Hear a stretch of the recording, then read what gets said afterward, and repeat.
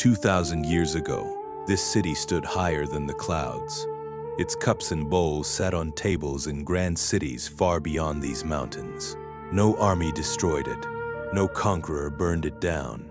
And then, slowly, then all at once, the people were gone.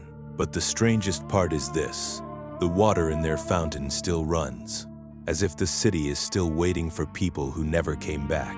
This is Sagalassos, and this is the story of how a city in the sky fed an empire and then vanished into the clouds.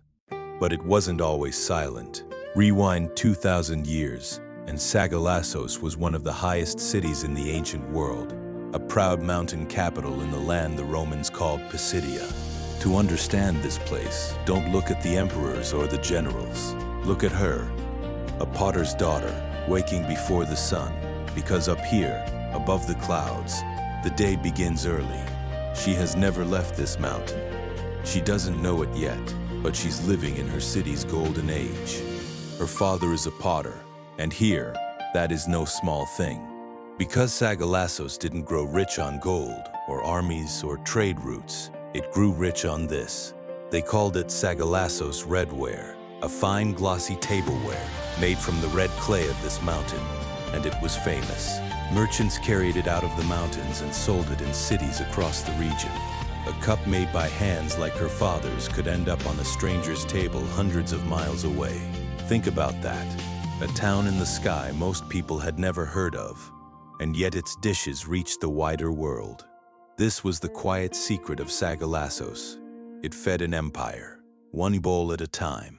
With that wealth came everything a Roman city was supposed to have, and the heart of it was here.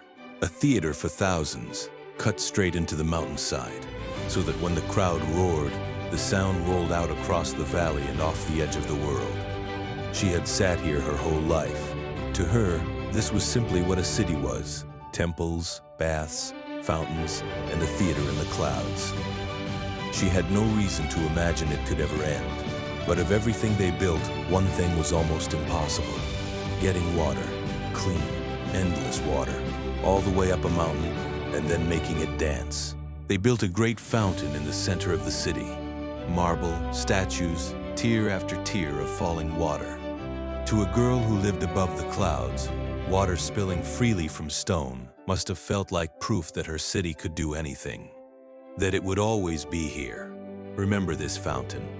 It's going to outlast everyone in this story. For a long time, nothing did go wrong. Generation after generation, the kilns burned, the fountain ran, the theater filled, and then the mountain that gave them everything began to take it back. Earthquakes. The same mountain their city clung to shook it apart more than once. And a city high in the mountains, far from everything, is hard to rebuild. Then came something worse than any earthquake: sickness, spreading through the ancient world, thinning out the people who were left. One by one, they made the hardest choice a person can make. They left, packed what they could carry, walked down the mountain, and didn't come back. The workshops went cold. The theater went quiet.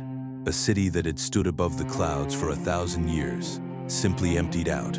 No dramatic ending, no final battle, just silence and snow and the slow return of the mist. The mountain took its city back, and for over 1,000 years, almost no one came.